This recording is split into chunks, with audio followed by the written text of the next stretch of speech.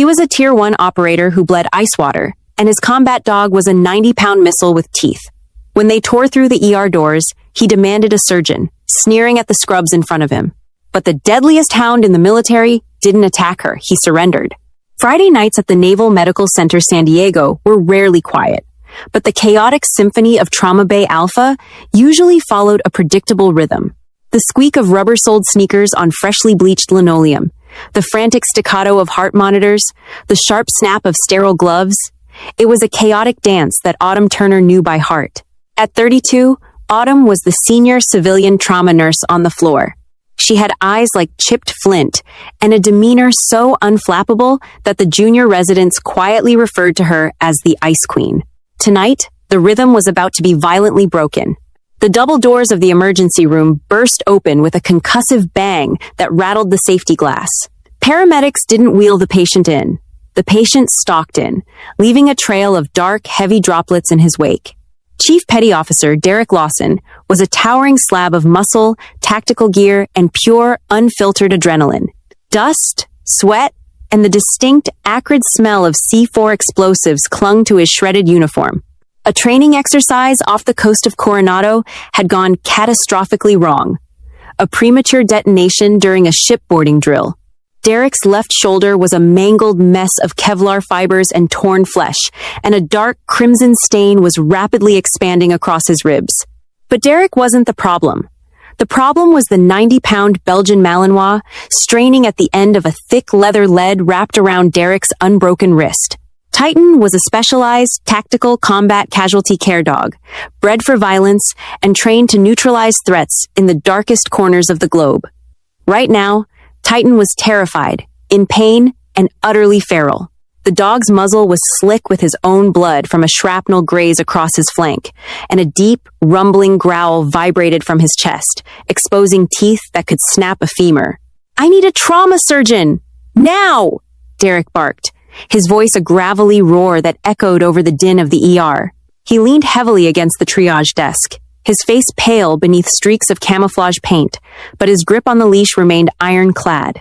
Dr. Gregory Helms, the attending physician, took a tentative step forward, his hands raised in a placating gesture.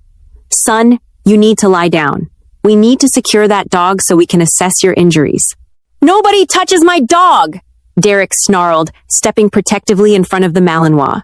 Titan matched his handler's aggression, lunging forward with a ferocious bark that sent 2 medical students scrambling backward into a supply cart.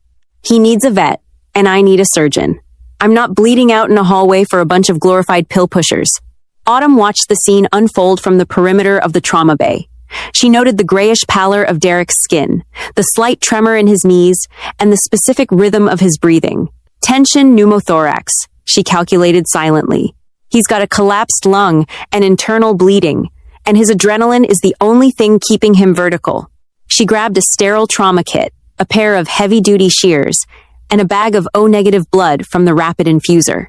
She moved with quiet, deliberate purpose, parting the sea of panicked medical staff until she stood directly in the SEAL's path. "Dr. Helms, prep Bay 2 for a chest tube," Autumn said, her voice entirely devoid of panic. It was a command, not a suggestion. She turned her steely gaze to Derek. "Chief Lawson, let go of the leash." Derek blinked, his vision blurring slightly at the edges, but his arrogance remained wholly intact. He looked down at the petite woman in the blood-spattered blue scrubs, taking in her messy auburn bun and the slight frame that barely reached his collarbone. He let out a harsh, breathless scoff. "Listen to me, sweetheart," Derek gritted out, his jaw tight with agony. "I don't know who you think you are, but you are just a nurse. I am a Tier 1 operator, and this is a specialized military asset. You don't have the clearance, the rank, or the medical degree to tell me what to do. Get me a real doctor before this dog tears your throat out." The room went dead silent. The only sounds were the hiss of the oxygen valves and Titan's frantic, ragged panting, "Doctor." Helms opened his mouth to intervene, terrified that the SEAL's combat dog was about to maul his best trauma nurse. Autumn didn't flinch. She didn't argue. She didn't even look at Derek. Instead, she locked eyes with the snarling Malinois. Animals in trauma operated on a different frequency than humans. They didn't care about rank, arrogance, or tactical gear. They read micro-expressions, breathing patterns, and the invisible electromagnetic fields of fear and authority. Autumn lowered her stance slightly, squaring her shoulders, completely ignoring the massive teeth snapping inches from her kneecaps. I said, Autumn repeated, her voice dropping to a low, guttural, commanding register that carried an uncanny authority, os. It was the German tactical command for release or drop it. Derek's eyes widened in shock. How did a civilian nurse know the classified handling commands for a naval special warfare K-9? Titan froze. The dog's ears, previously pinned flat against his skull in pure aggression, suddenly twitched. The vicious snarling cut off, replaced by a confused, high-pitched whine. Autumn took one step forward, entering the dog's strike zone, a fatal mistake for anyone who didn't know exactly what they were doing. Derek tightened his grip on the leash, yelling, "Hey! Back off. He's going to." But Titan didn't attack. The massive combat dog lowered his head, sniffed the toe of Autumn's blood-stained sneakers, and let out a long, trembling sigh. The aggression completely evaporated from the animal's posture. To the absolute astonishment of every doctor, nurse, and orderly in the emergency room, the 90-pound killing machine crawled forward on his belly, whimpered pathetically, and pressed his massive body directly behind Autumn's legs, shivering like a frightened puppy seeking shelter behind its mother. Derek staggered, staring at the scene in absolute disbelief. His elite K-9, a dog that had literally dragged a Taliban insurgent out of a bunker by his tactical vest 3 months prior, was hiding behind a hospital nurse. "Good boy," Autumn murmured softly, casually dropping one gloved hand to stroke the thick fur at the base of Titan's neck. She finally looked up at Derek, her expression cold and completely unimpressed. "Now that your dog has more sense than you do, Chief, you're going to get on that gurney before your left lung completely collapses and I have to crack your chest open on the floor. Move." For a moment, Derek's pride warred violently with his failing physiology. He stared at Autumn, then down at Titan, who was currently pressing his bloodied flank against the nurse's shins, refusing to even look at his handler. The sheer humiliation of the moment was almost worse than the white-hot agony radiating from his shoulder. A wave of dizziness hit Derek with the force of a freight train. The adrenaline crash was imminent. His knees finally buckled. He didn't hit the linoleum. 2 orderlies, spurred into action by Autumn's commanding nod, caught him by his tactical vest and hauled him onto the waiting gurney in Trauma Bay 2. BP is crashing. 80 over 50 and dropping. A junior nurse shouted as they slapped monitors onto Derek's chest. "He's in hypovolemic shock," Dr. Helms said, rushing to the head of the bed. "Nurse Turner, we need 2 large-bore IVs. Push a liter of saline and get that O-neg hanging now." Autumn was already moving. She stepped up to the gurney, Titan following closely at her heels like a shadow. The dog sat dutifully by the wheels of the bed, his intelligent brown eyes locked entirely on Autumn, ignoring the chaos erupting around him. Derek gasped for air, his right hand gripping the metal bedrail so hard his knuckles turned white. As Autumn leaned over him with a pair of shears to cut away the remainder of his tactical shirt, he grabbed her wrist. His grip was weak, but desperate.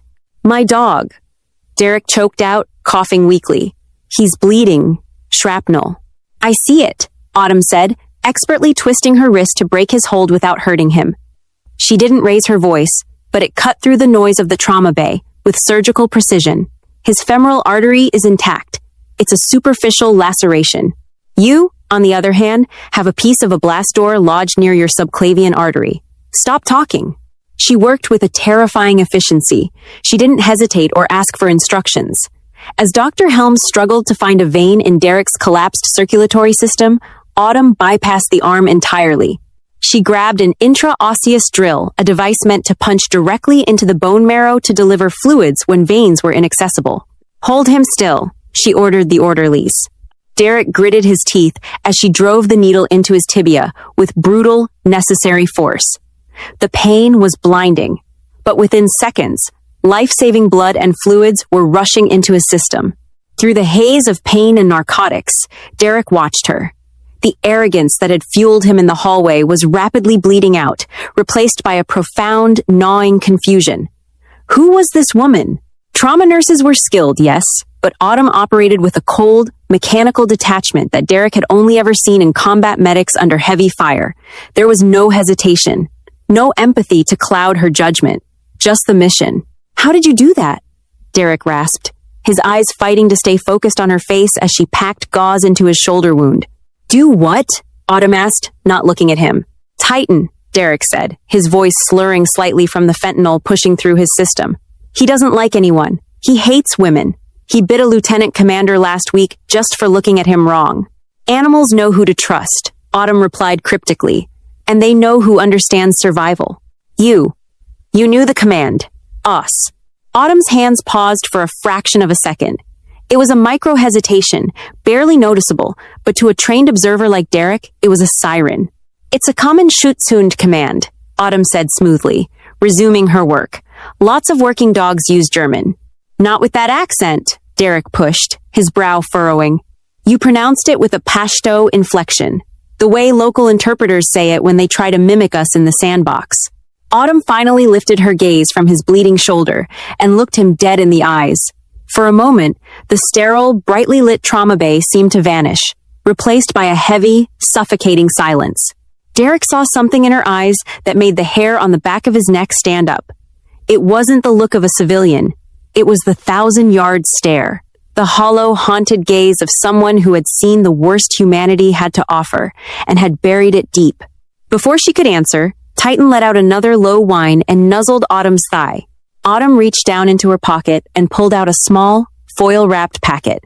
It was a high-calorie protein chew, the exact brand issued to military working dogs in active combat zones. She unwrapped it with one hand and fed it to Titan, who took it as gently as a newborn lamb.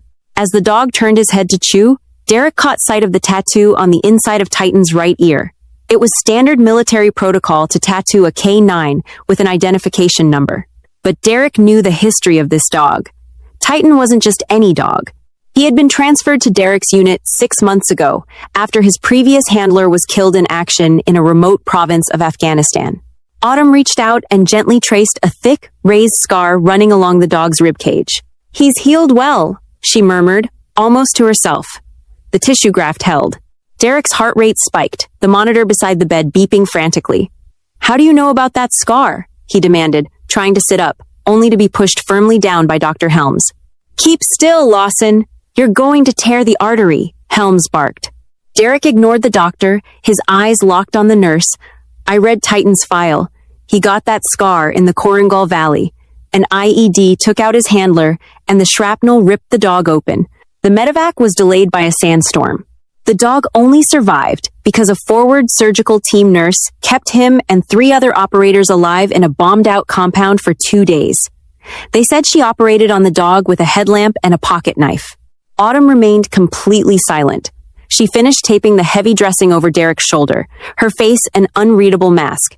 It was you, Derek whispered, the realization hitting him harder than the blast that had put him in this hospital bed.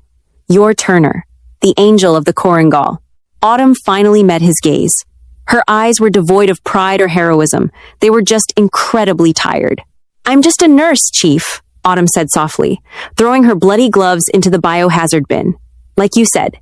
Suddenly, the monitors in the room emitted a shrill, unbroken tone. Derek's eyes rolled back in his head. The pressure in his chest from the internal bleeding had reached a critical mass, compressing his heart to the point where it could no longer pump. He's coding! VFib! Dr. Helms shouted, grabbing the defibrillator paddles. Charge to 200. Clear! The shock lifted Derek off the table, but the monitor remained a flat, deadly line. The trauma bay erupted into absolute chaos once again. But Titan didn't panic. The massive combat dog merely shifted his position, planting himself squarely in front of Autumn, baring his teeth at anyone who moved too fast, standing guard over the only person in the room who could pull his handler back from the dead. Push 1 milligram of epinephrine! Dr. Gregory Helms screamed over the chaotic wail of the heart monitor.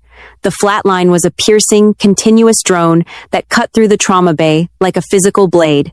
Keep doing chest compressions. Don't stop. A burly male orderly was mounted on the step stool beside the gurney, driving his locked arms down into Derek's chest, the sickening crunch of cartilage echoing with every brutal thrust.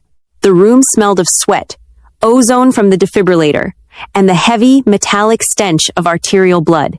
Autumn Turner stood at the head of the bed, her hands slick with crimson, managing the bag valve mask to force oxygen into the Navy SEAL's failing lungs. Her eyes darted from the monitor to Derek's ashen face,